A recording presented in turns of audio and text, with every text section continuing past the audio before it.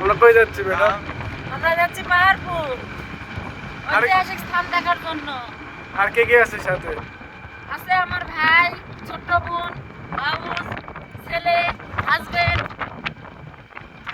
এই যে ছেলে, এটা কি? হাজবেন্ড, আর এটা? ছোট বোন, আর এটা কি? ভাইয়ের বউ। আচ্ছা এটা? ভাই, ঠিক আছে চলো যাওয়া যাক। আচ্ছা। তো হ্যালো এভরিওয়ান, আজকে আমাদের গন্তব্য হচ্ছে পাহাড়পুর। সবাই মিলে একসাথে যাচ্ছি আর আমরা যেতে যেতে অনেক মজা করছিলাম। আপনারা দেখতেই পারতেছেন আমার বৌদি ভাই তিনি কত সুন্দর করে ক্যামেরাটা দিয়ে আমাদের ভিডিও করছিল। এটা আমার হচ্ছে দিদি ভাই, এও অনেক ভালো ভিডিও করতে পারে। এ হচ্ছে আমি, এ হচ্ছে আমার বোন। আমরা যাচ্ছি পাহাড়পুরের উদ্দেশ্যে। তো যেতে যেতে রাস্তায় আপনারা দেখতে পাচ্তেছেন কত সুন্দর একটা পাহাড় দেখা যাচ্ছে। তো জি হ্যাঁ, ওইটাই হচ্ছে আমাদের পাহাড়পুর। আর এই রাস্তাটা দেখুন কত সুন্দর একটা রাস্তা, চারপাশে গাছ, প্রকৃতি, সবুজে যেন ঘেরা একটা পাহাড়পুর। আর আমরা যাচ্ছিলাম আর অনেক মজা করছিলাম আর রাস্তার ভিউগুলো অনেক সুন্দর লাগছিল আমাদের। তো ফাইনালি আমরা চলে এসেছি আমাদের সেই কাঙ্ক্ষিত পাহাড়পুর বৌদ্ধবিহার, যার আরেকটা নাম হচ্ছে সম্পুর বিহার। তো আমরা মেইন ফটক দিয়ে ভিতরে ঢুকছিলাম। আর ভেতরে ঢোকার পর আমি ভিডিও করব না তা হয় নাকি? দেখুন সবুজে ঘেরা কত সুন্দর প্রকৃতি, ঘরবাড়িগুলো কত সুন্দর লাগছে, মনে হচ্ছে অনেক সুন্দর একটা গ্রামে এসেছি। তো আসলে এটা গ্রাম নয়, এটা একটা প্রাচীন ঐতিহাসিক স্থাপনা। আর আমরা এখন মেইন ফটক দিয়ে ভেতরে প্রবেশ করব। দেখুন কত সুন্দর, আসলে ক্যামেরায় কতটা সুন্দর লাগছে বলতে পারছি না, কিন্তু বাস্তবে আসলে অনেক সুন্দর এবং সবুজে ঘেরা একটা প্রাকৃতিক মনোরম পরিবেশ, যা আপনাকে অবশ্যই মুগ্ধ করবে। তো আপনারা সময় পাইলে অবশ্যই আসবেন। এই হচ্ছে আমার বড়দি ভাই যে আসলে ট্যুরটাকে ম্যানেজমেন্ট করছে, আর এই হচ্ছে আমার বৌদি ভাই, আর এই হচ্ছে আমার ভাগনা, আর এইটা হচ্ছে আমার বোন। আর চলেন আমরা হাঁটতেছি, সামনের দিকে এগোচ্ছি। ওই যে দেখা যাচ্ছে পাহাড়, আর চারপাশে দেখুন কতটা সুন্দর, অসম্ভব ভালো লাগছে এখানে এসে। ওই যে দেখুন পাহাড় উঁকি মারছে, কত সুন্দর।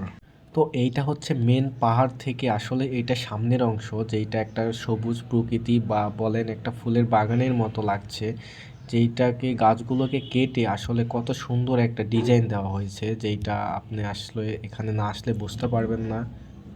আর এইটা হচ্ছে পাহাড়ের একদম সামনের অংশ। আর আমরা হাঁটি হাঁটি পা পা করে চলছিলাম আমরা পাহাড়ের দিকে, আমরা সামনের দিকে এগোচ্ছিলাম। দেখুন কত সুন্দর চারপাশের প্রকৃতিটা, আসলে দেখুন সবুজে ঘেরা, অনেক সুন্দর, অসম্ভব সুন্দর একটা জায়গা। আর এত সুন্দর একটা মনোরম পরিবেশে আমরা সবাই মিলে একসাথে হাঁটবো আর সেইটার ভিডিও নেব না তা হয় নাকি? দেখুন সবাই কত সুন্দর হাই দিচ্ছিল আর সবাই অনেক এনজয় করছিল। ওই যে দেখুন সেই পাহাড়, সর্বোচ্চ উঁচু মিনার দেখা যাচ্ছে এখান থেকে, আর রাস্তাটা দেখুন কত সুন্দর।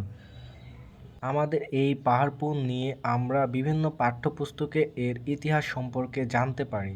তবে এই পাহাড়পুরের প্রতিষ্ঠাতা বা নির্মাণ যিনি করেন তিনি হচ্ছে ধর্মপাল দেব। নওগাঁর বদলগাছিতে অবস্থিত এই বিহারটি প্রাচীন বাংলার অন্যতম শ্রেষ্ঠ বৌদ্ধ কেন্দ্র হিসেবেই পরিচিত। আর এটি সম্ভবত অষ্টম এবং নবম শতকে নির্মিত হয় বলে জানা যায়। আর ইউনেস্কো এটিকে ওয়ার্ল্ড হেরিটেজ সাইট হিসেবে ঘোষণা করেছে। তো আমার বৌদি ভাই আসলে ট্রেন্ডিং ভিডিও বানাতে যাচ্ছিল, বাট আসলে আমরা প্রপারলি এটাকে বানাইতে পারি নাই। তো এখন আমরা পাহাড়টিকে দেখার জন্য, তার কাছাকাছি যাওয়ার জন্য সামনের দিকে এগোচ্ছিলাম। এইটা হচ্ছে একদম সামনের মেইন পয়েন্ট, যেখান থেকে পাহাড়টিকে সুস্পষ্টভাবে দেখা যায়, এবং এখানে ওঠার পর আসলে দৃশ্যটা চোখে লাগার মতো। কিছু মতে তিব্বতীয় নথিতে তার পুত্র দেবপাল কর্তৃক এই বিহার নির্মাণের কথা উল্লেখ আছে, তবে বেশিরভাগ ইতিহাসবিদ ধর্মপাল দেবকেই এর নির্মাতা বলে গণ্য করেন। এটি দক্ষিণ এশিয়ার অন্যতম বৃহত্তম বৌদ্ধ বিহার এবং প্রাচীনকালে এটি একটি বিখ্যাত জ্ঞান ও শিক্ষাকেন্দ্র ছিল। এই বিহারের দেয়ালগুলোতে পোড়ামাটির ফলক বা টেরাকোটা শিল্পকলা রয়েছে, যা সে সময়ের বাংলার শিল্প ও সংস্কৃতির শ্রেষ্ঠ নিদর্শন। দ্বাদশ শতাব্দীর পর থেকে বিহারটির গুরুত্ব কমতে থাকে, যা সম্ভবত বহিরাগত আক্রমণ বা অন্যান্য কারণে পরিত্যক্ত হয়, এবং 1985 সালে ইউনেস্কো এটিকে বিশ্ব ঐতিহ্যবাহী স্থান হিসাবে তালিকাভুক্ত করে। এটি বাংলাদেশের অন্যতম গুরুত্বপূর্ণ প্রত্নতাত্ত্বিক নিদর্শন যা প্রাচীন বাংলার সামাজিক ও রাজনৈতিক জীবনের সাক্ষী হিসেবে দাঁড়িয়ে আছে এই পাহাড়পুর। এটি প্রায় ৩০০ বছর ধরে বৌদ্ধ ধর্মের একটি গুরুত্বপূর্ণ শিক্ষাকেন্দ্র হিসেবে কাজ করেছে। স্থাপত্যশৈলী এটি একটি বিশাল চতুর্ভুজাকৃতি বিহার যার মাঝখানে একটি কেন্দ্রীয় স্তূপ বা মন্দির রয়েছে। এই বিহারে ১৭৭টি ভিক্ষু কক্ষ বা কোঠা রয়েছে এবং এর চারপাশে একটি ৯ ফুট চওড়া বারান্দা রয়েছে। তো এই গেল ইতিহাসের কিছু অংশ। এবার আমরা যা করছিলাম, এখানে মডেলিং শেখানো হচ্ছে, এটা মডেল আমাদের। কোরিওগ্রাফি করবে কে? আপনি কোরিওগ্রাফি করবেন না ক্যামেরাম্যান? আমরা মডেল আর মডেল মডেল মডেল না মডেল, মডেল এগুলো দর্শক। তো এখানে আমরা খানিকক্ষণ মজা করার পর আমরা এর চারপাশটা ঘুরে দেখছিলাম আর বিভিন্ন জিনিস আসলে আমরা দেখে অবাক হচ্ছিলাম। এই ইটগুলো বা এই মিনারগুলো আসলে কতটা প্রাচীন আমলের, কিন্তু এখনও এইটি ইতিহাসের সাক্ষী হয়ে দাঁড়িয়ে আছে যুগের পর যুগ। ইতিহাসে বর্ণিত আছে ১৯৭৯ সালে স্যার আলেকজান্ডার কার্নিংহাম এই বিশাল প্রত্নতাত্ত্বিক নিদর্শনটি আবিষ্কার করেন।